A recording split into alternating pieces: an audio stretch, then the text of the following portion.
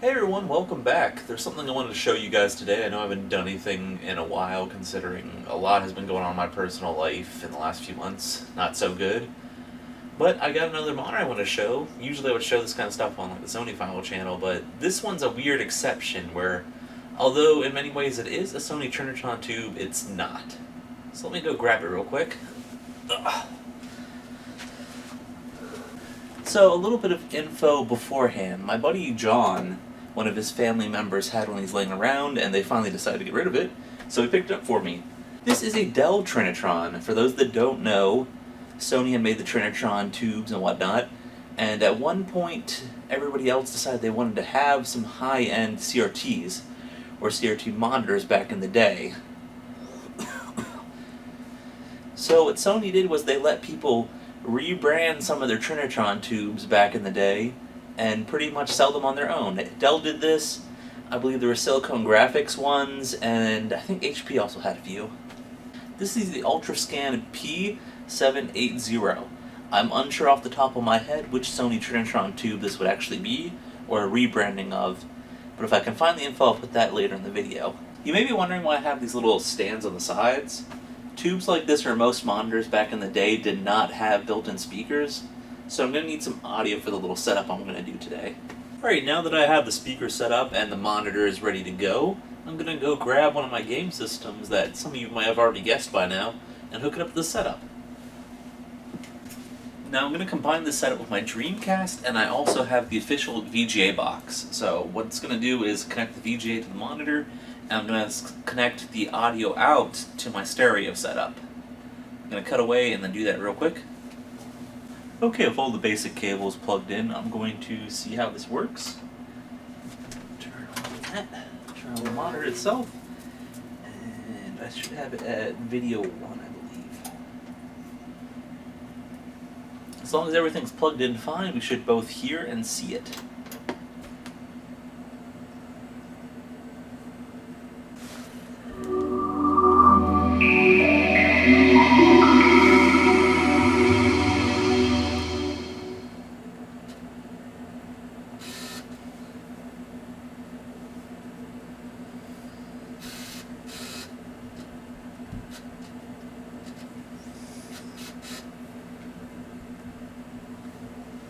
Did you insert a memory card?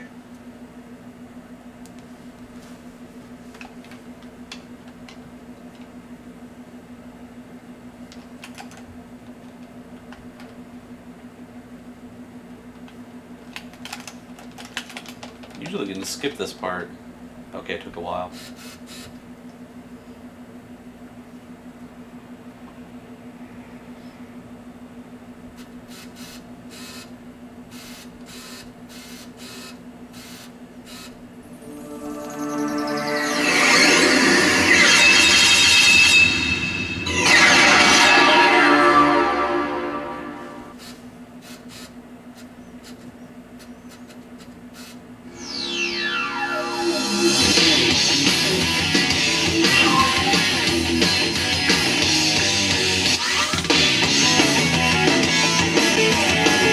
Story select.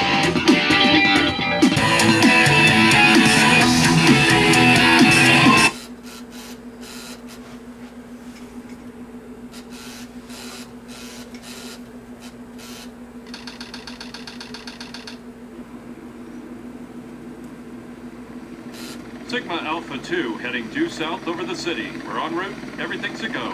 This is Control Tower. We have you on radar. Report cargo status of captured hedgehog aboard. Over. That's a 10-4. Cargo secured on board and...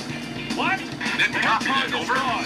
He's taken out everyone aboard and... What's wrong? What in the Come world? in. Over. Freeze! What do you think you're doing? Get that hedgehog! Talk about low-budget flights, no food or movies. I'm out of here. I like running better.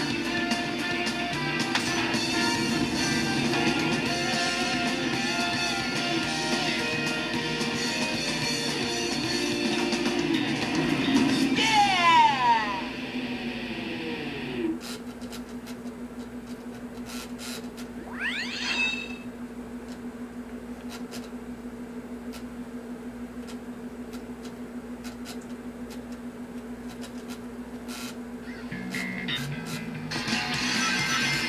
Attention all units.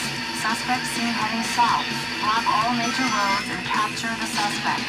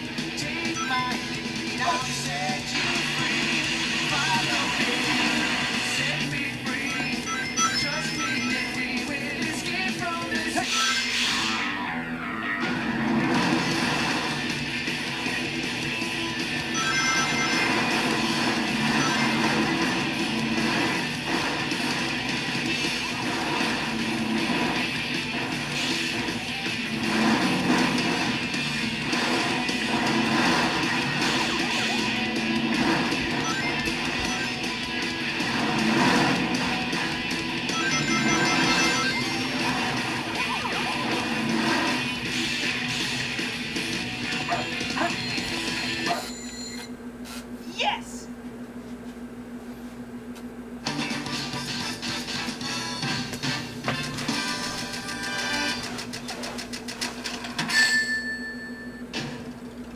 Just made it.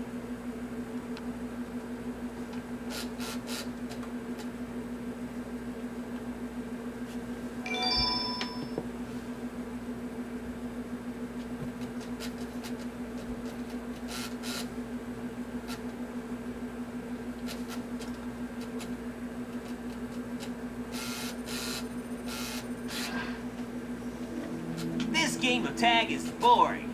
I'm out of here. Finally decided to show up, eh? Okay, bring it on! Officer Bigfoot reporting to headquarters. Intruder has been located. Copy that.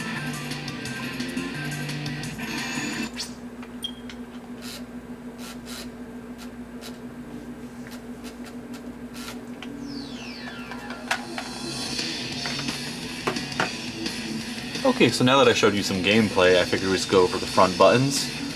So there is a buttons to adjust the brightness and contrast right up front. Then you have your menu.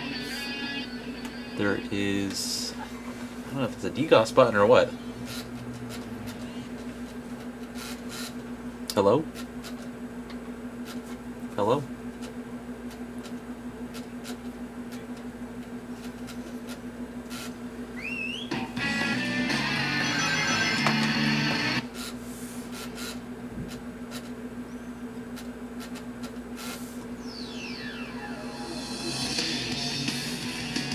So there's a menu button. I didn't actually adjust anything before I went and started up for you guys to see. Left everything at defaults as far as I know. In fact, I'll check options to see if there is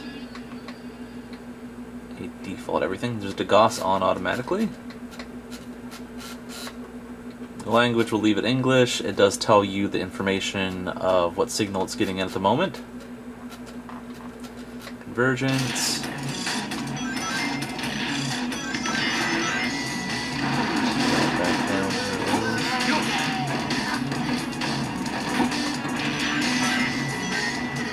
Geometry, it does look kind of off, so.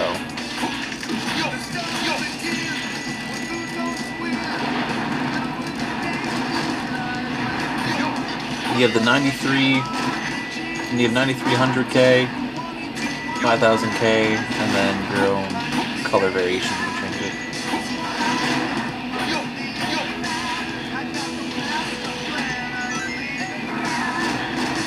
So everything is pretty standard as far as adjusting the screen compared to monitors at this time.